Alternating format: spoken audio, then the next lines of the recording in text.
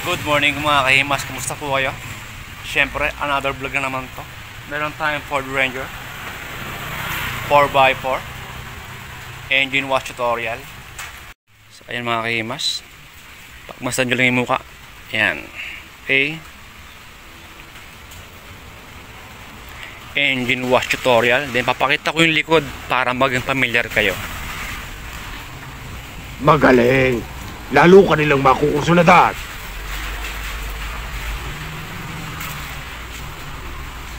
Sport 4x4. Okay.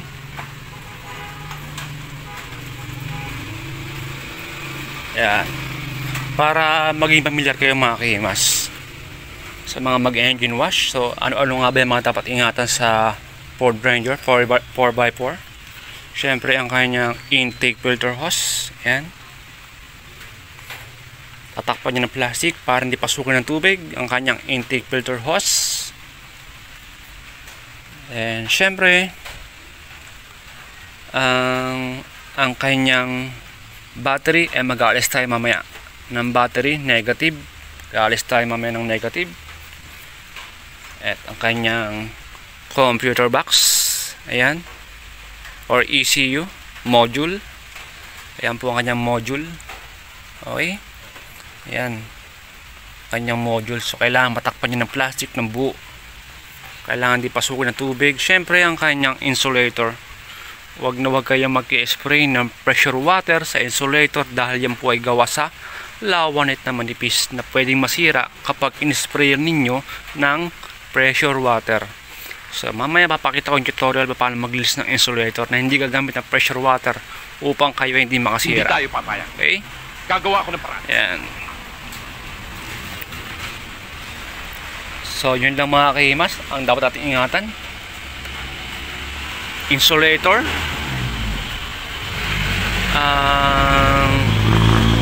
computer box, okay, ECU, ang kanyang intake filter hose ay ating tatakpan ng plastic. Pwede mo pa kami pakitaan ng konting technique mo? Okay. Then bago ang lahat, bago tayo magsagawa ng pag-engine wash, ay atin muna siyang paandarin. Check natin kung meron check engine. So kailangan maging normal. Kung ano yung lalabas sa gauge, kailangan after mag-engine wash, kailangan ganoon pa rin mga kahimas. Ayan. So paandarin muna natin. Paandarin natin ang kanyang makina. So ayan mga kahimas, andar natin, push start.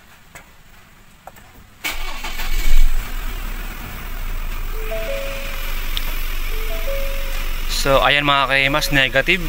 Okay, so wala siyang check engine. Kailangan mga kahimas ganyan para nang lalabas after nyo mag engine wash. Yan. Okay. So pinapakita ko yung gauge mga kahimas para after natin mag-engine wash, ganoon pa rin yung kalabasan ng makina. After natin mag-engine wash, para maging familiar kayo dahil medyo maselan ang paghuhugas ng makina. Kaya doble ingat, iwasan nyo na makasira. Syempre hindi lang ang makina ang ating ingatan, pati ang labas. Gagamit tayo ng apron para hindi masira yung pintura or gumasgas yung ating belt or susi sa pintura ng sasakyan or sa mga chrome. So malaking tulong to lalo sa mga baguhan na gusto mag-engine wash. Ayan, maaari nyo bisitahin ang aking YouTube channel for more tutorial ng engine wash. Sari-sari sasakyan po, meron po ako dyan sa aking YouTube channel. Ayan, shoutout po sa aking mga bagong subscriber at shoutout po sa lahat ng mga huwag magpahuli sa mga balitang dapat nyong malaman. Ayan.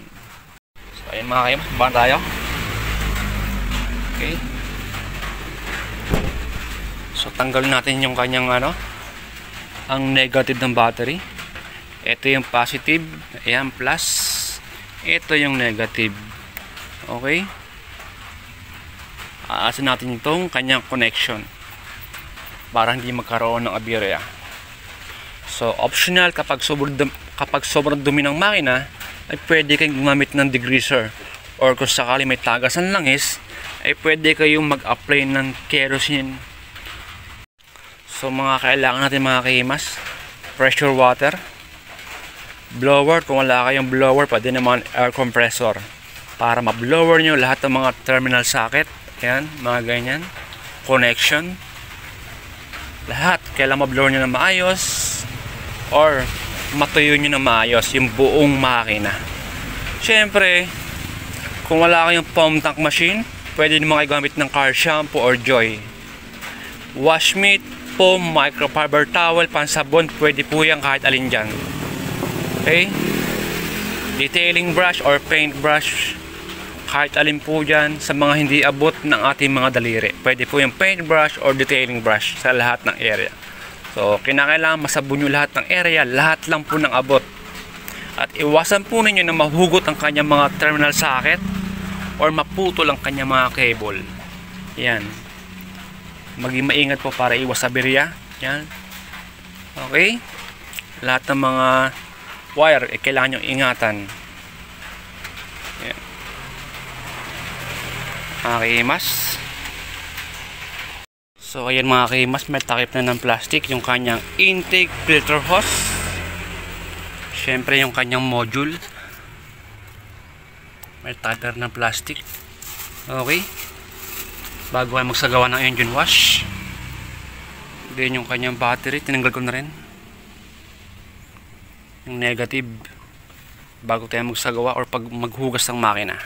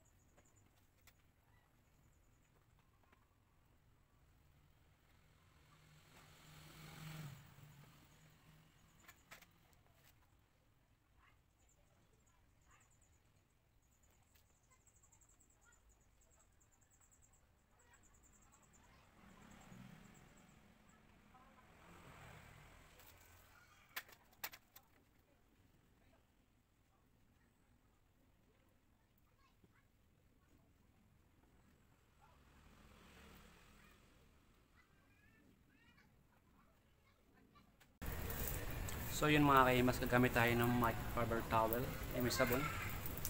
Pigaan nyo lang ng maigi.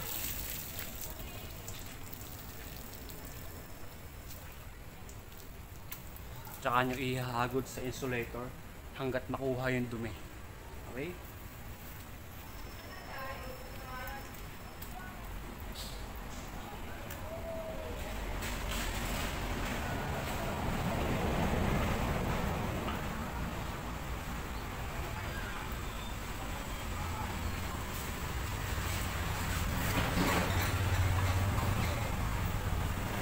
Okay? So, ganoon lang mga kimas. Gagamit lang kayo ng microfiber towel. Siya yung i-apply nyo sa insulator. So, huwag kayo gagamit ng pressure water dahil pwedeng masira yung insulator. Okay? Magagamit mo yan sa iyong kagipitan. So, banlawan nyo lang ulit. Then, tsaka nyo ulit i-apply sa insulator hanggat makuha yung dumi. Tigaan nyo lang na may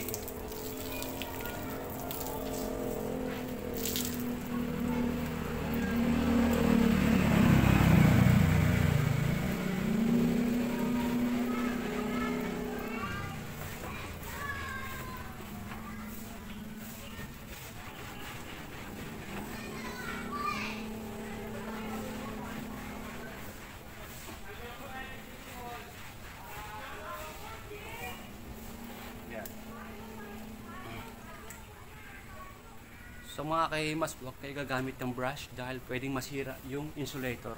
Pwedeng maghimulmul. So microfiber towel lang, pwede po yan. Yan, para sa mga baguhan.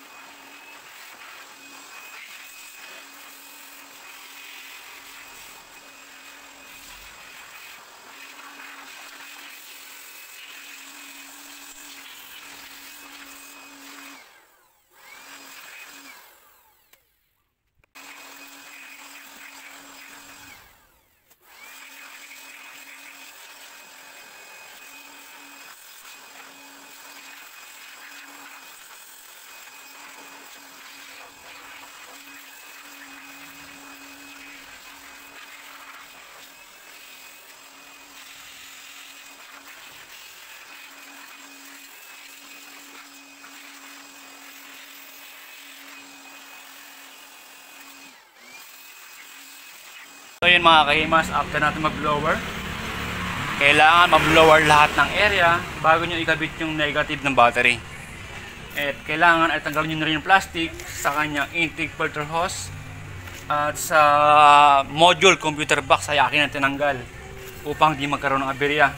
So kailangan bago nyo paandarin or ikabit yung negative ng battery ay inyo munang i-blower ng maayos lahat ng mga terminal socket.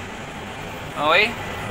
Yan, sa paandarin natin ang makina nitong Ford Ranger Sport 4x4. So, ayan, pandarin natin. Na natin kung merong check engine. Teka, merong sound sa labas. Maka-copyright tayo. Siyempre, kailangan sa automatic transmission ay naka-parking yung kanyang cambio, siyempre. Ayan, naka-parking.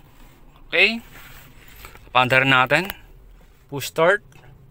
Sana ay walang check engine. Siyempre. Hindi tayo papayag. Actually mga kahimas, hindi lang ito yung unang pagkakataon ko na nakapag engine wash nito. Meron din ako dyan Ford Raptor and Ford Ranger, Ford Everest. Okay? Sa aking YouTube channel. Para sa mga naghahanap ng mga tutorial. Pantaran natin. Ayan mga kahimas. So ayun mga kahimas, success ang ating isinagawang engine wash tutorial nitong Ford Ranger Sport 4x4. So walang check engine na lumabas sa kanyang gauge. Ayan mga kahimas. Pwede mo pa kami pakitaan ng konting technique mo? So na-under po siya. Okay? Sana all. Ayan. Tapos tayo. Na-under siya mga kahimas. Ayan.